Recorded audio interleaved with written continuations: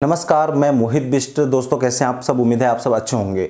दोस्तों एक कड़वी सच्चाई जो है आज मैं सुशीला तिवारी हॉस्पिटल हल्द्वानी की आपके सामने बयां करना चाहता हूं। एक कहानी जो है मेरे ऊपर गुजरी और मैं नहीं चाहता हूं कि ये आपके ऊपर भी गुजरे, आप भी इस चीज़ का शिकार हो वहाँ पे, क्योंकि जो मेरे साथ हुआ है। दोस्तों कुछ दिन पहले, मतलब कुछ महीने पहले मेरे पिताजी पहाड़ी से अचानक गिर गए, जहाँ उनके शरीर में काफ़ी चोटें आ गई। तो हमें लगा कि बेसिकली उनकी बॉडी पे चोटें हैं, शायद हो सकता है सर पर चोट ना हो।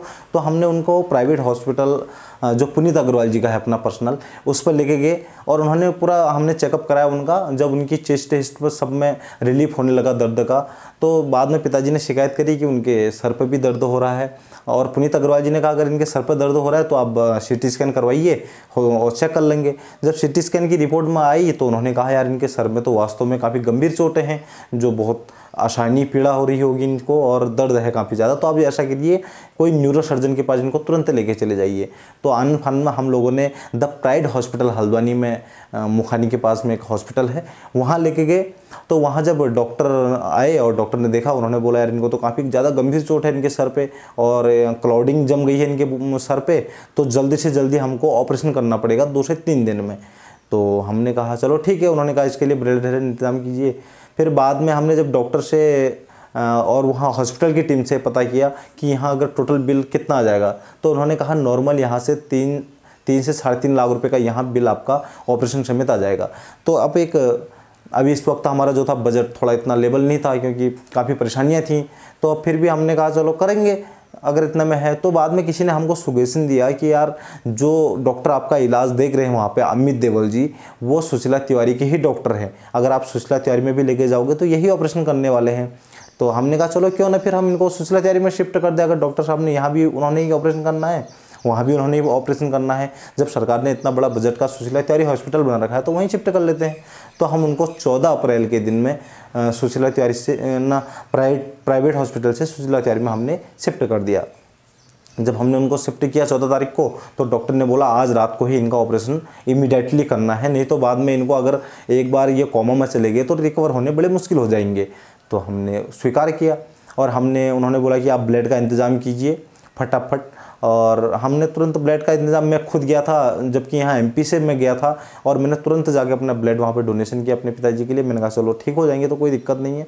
उसके बाद में डॉक्टर साहब ने एक लंबी चौड़ी पर्ची बनाई, जिसमें उन्होंने कहा कि आपको बाहर से तुरंत सामान लेके आना है। आपको हिमालय मेडिकल स्टोर मुखानी चौराहे पर जाइए, वहाँ से सारा सामान ले आइए। 15 से 20 हज़ार रुपये का उन्होंने एक सामान पहले लिख दिया, जो उसमें यूज़ होने वाला था उनके न्यूरो सर्जरी में, यानी उनके सर के ऑपरेशन के लिए, जिसमें धागे से लेके बेहोशी की दवाई सब कुछ बाहर से मंगा दिया। हमने कहा चलो ठीक है यार, अब इतना तो नॉर्मली अब बाहर से दवाइयाँ तो लानी पड़ती हैं, हर किसी को लानी पड़ती हैं।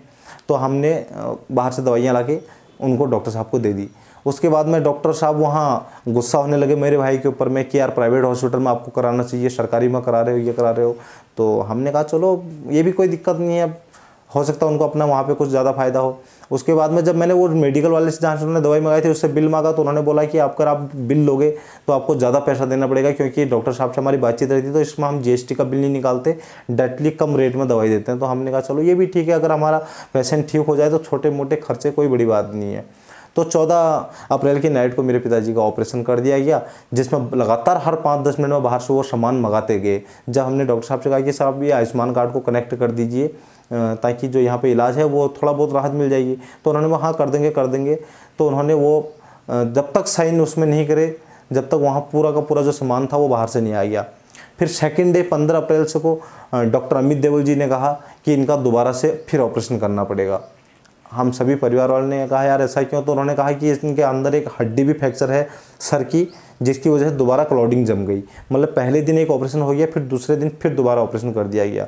तो हमने कहा चलो यार ठीक ही है, डॉक्टर साहब बोल रहे हैं तो हो ही गया होगा। दूसरे दिन भी हमने 2-3 बोतल खून का अरेंज करा लोगों से, क्योंकि एक इमीडिएटली तो हो नहीं पाता, फिर लोगों से बड़ी मुश्किल से एक दूसरे ने करा के दूसरे दिन ब्लड की व्यवस्था कराई। दूसरे दिन डॉक्टर साहब ने बोला कि इनके सर पर जो हड्डी टूटी है उसको रोकने के लिए बाहर से रोडें आएंगी, जो 4 से 5 हज़ार रुपये की एक रोड आएगी और 4 से 5 रोडें लगेंगी, तो 25 से 30 हज़ार रुपये का खर्चा फिर आएगा। तो हमने वो भी मंगाए।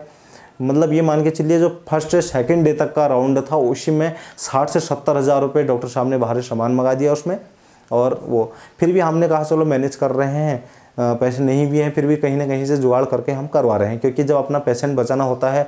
जबकि मेरे को कई मेरे दोस्त हैं जो पॉलिटिक्स से जुड़े हैं, उन्होंने कहा कि आप चाहो तो बंशीधर भगत जी से बात कर लो, अजय भट्ट जी से बात कर लो, किसी से बात कर लो, क्योंकि वो थोड़ा मतलब बात। तो मैंने ये सोच के किसी से बात भी नहीं किया कि यार अगर पॉलिटिक्स से दबाव आएगा तो डॉक्टर लोग सुना है कि ख़राब कर देते हैं केस को, तो हमको तो अभी अपने पिताजी को बचाना है, तो हम ऐसा मामला क्यों करें, इससे अच्छा जो चल रहा है, पैसे खर्च हो ही रहे हैं, डॉक्टर साहब अच्छा इलाज करेंगे, ठीक है। तो 2 दिन गुजर गए, इलाज चला, तो तीसरे दिन फिर डॉक्टर मतलब ये मान के चलिए 16 या 17 अप्रैल को दोबारा फिर डॉक्टर साहब ये बोलने लगे। 14 अप्रैल को फर्स्ट ऑपरेशन हुआ, 15 अप्रैल को सेकंड ऑपरेशन हुआ, 16 या 17 तारीख को डॉक्टर साहब फिर बोलने लगे कि इनका तीसरी बार फिर ऑपरेशन करना पड़ेगा, क्योंकि इनके सर पर फिर क्लाउडिंग जम गई है। तो ये बड़ी अचंभित बात है, हमको सभी लोगों ने, हमने विरोध किया, हमने कहा यार ये डॉक्टर साहब ने कैसे क्या ऑपरेशन किया, जब आपने फर्स्ट किया पहले ही आपको देख रेख कर लेनी चाहिए। वो भी कोई ऐसा तो है नहीं कि हाथ में थोड़ा सा कट लगाया फिर ऑपरेशन करा, एक सर का ऑपरेशन है, पूरा सर खोलना पड़ता है। उसके बाद में डॉक्टर साहब ने बोला कि ऐसा है, ये क्लाउडिंग जम गई है, ये है, आप लिख के दे दीजिए कि हम तीसरी बार ऑपरेशन नहीं करवाना चाहते, हमारे पेशेंट को जो भी होगा हम जिम्मेदार रहेंगे। हमने कहा सर अगर ज़रूरत पड़ी तो आप डॉक्टर आप हैं, अगर सही कर पाओ तो, अगर तीसरी बार ऑपरेशन में सही होते हैं वास्तव में तो आप कर लीजिए, कोई दिक्कत नहीं है, लेकिन केस ख़राब नहीं होना चाहिए। उन्होंने बोला आप चिंता मत कीजिए, उनके जो दिमाग में है वो चोट नहीं है, ऊपर चोट है। तो हम एग्रीमेंट तो नहीं हुए, फिर हमने थोड़ा झिझक भी थी, तो उन्होंने बोला ऐसा कीजिए, मैंने अपने सीनियर लोगों से बात कर ली है और अगर आप ऑपरेशन नहीं भी कराएंगे तब भी चलेगा, क्योंकि हम इनको कुछ दवाइयाँ देंगी, दवाइयाँ देने के बाद में क्या होगा, इनका जो ब्लड है वो अपने आप वो कर लेगा, सर्कुलेशन होएगा, पूरी बॉडी में चल जाएगा, ख़त्म हो जाएगा। हमने कहा चलो ठीक है। तो दवाइयाँ चलने लगी, कंटिन्यू वहाँ पे इलाज चलता रहा, काफ़ी दिन हो गए। उनके गले में एक जो वेंटिलेटर पाइप डला हुआ था, 1-2 डॉक्टर और आए, उन्होंने बोला इतना लंबा ये वेंटिलेटर पाइप नहीं डलना चाहिए, लेकिन डॉक्टर जो वो थे उन्होंने बोला नहीं अभी नहीं खोलेंगे, क्योंकि अभी इनको सांस की दिक्कत हो ही रही है। हमने कहा चलो ठीक है। तो लंबा प्रोसेसिंग चलने के बाद में भी वो पाइप निकाला नहीं, बाद में उनका जब गले से पाइप पहनाया गया बाहर से, जो फिर उन्होंने डॉक्टर बोला कि बोल नहीं पाएंगे, बाहर से पाइप पहनाएंगे और ये ठीक हो जाएंगे। तो हमने कहा चलो ठीक है।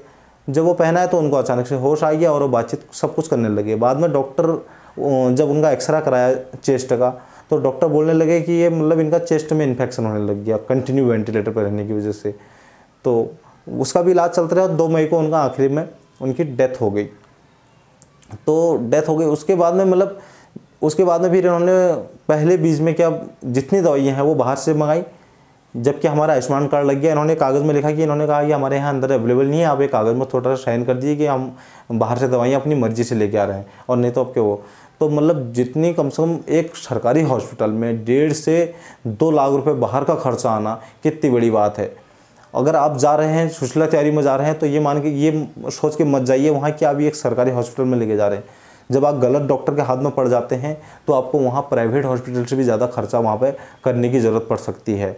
और दूसरा ये है, ऐसे नहीं है कि वहाँ पर सभी डॉक्टर ख़राब हैं, कई डॉक्टर मैंने देखे अच्छे भी हैं, अपनी ईमानदारी से काम कर रहे हैं, कई नर्सें वहाँ पर अपनी ईमानदारी से काम कर रही हैं। बाकी ज़्यादातर जो लोग हैं वहाँ पे वो क्या है, डॉक्टर से प्राइवेट हॉस्पिटल में बाहर में काम करते हैं और सरकारी हॉस्पिटल में बिल्कुल भी देख रेख नहीं करते। मैंने देखा वहाँ ट्रामा आईसीयू में कितने लोग वहाँ तड़प तड़प के मर रहे हैं, उनको कोई देखने वाला नहीं है, रात को डॉक्टर ही नहीं है। इसी शिकायत मैंने डॉक्टर अभिषेक राज जी से भी की। मैंने कहा सर रात को कोई यहाँ पर एक डॉक्टर अवेलेबल नहीं रहता है, लोग यहाँ पर तड़प तड़प के मर जा रहे हैं बहुत से लोग। तो वो बोले यार हम क्या करें, हमने तो सरकार को बोल रखा है कि हमको डॉक्टर और अरेंज कराइए। उन्होंने 2-3 महीने का समय मांगा है कि हम देंगे आपको, जब डॉक्टर आ जाएंगे तब वहाँ पर पर्टिकुलर से डॉक्टर वहाँ पर रहेंगे। कितने लोग वहाँ पे मैंने देखा तुरंत वहाँ पे बिना डॉक्टर की सहायता के मर जा रहे हैं। कितने लोग का वहाँ पे बार बार वहाँ मशीनें ख़राब हो जा रही हैं, जो वेंटिलेटर मशीनें हैं। तो कहीं ना कहीं ये कितनी बड़ी लापरवाही सुशीला तिवारी के अंदर में। अगर आपका मरीज़ गंभीर हालत में हो, कोई भी भगवान न करे पहले तो हो, अगर हो तो सुशीला तिवारी ले जाने से आपको बचना चाहिए, क्योंकि मैंने वहाँ पर देखा 90% जो मरीज़ हैं वो वहाँ पर मर रहे हैं, क्योंकि उनको वहाँ पर सही से उपचार नहीं मिल पा रहा है और कहीं कहीं बहुत सारी लापरवाहियाँ हो रही हैं। बहुत चीज़ें की वहाँ पर मैंने देखा, हर जगह वहाँ पैसा लूटने का काम होता है। और जो नॉर्मल बीमार लोग हैं, जो नॉर्मल बीमारियां हैं वो तो सही हो जा रहे हैं, अच्छी बात भी है। और कई डॉक्टर से वहाँ ईमानदारी से भी काम करते हैं। ज़्यादातर डॉक्टर से वहाँ प्राइवेट हॉस्पिटलों में बाहर शिफ्ट हैं और सरकारी हॉस्पिटल में देख रेख बिल्कुल भी नहीं करते हैं।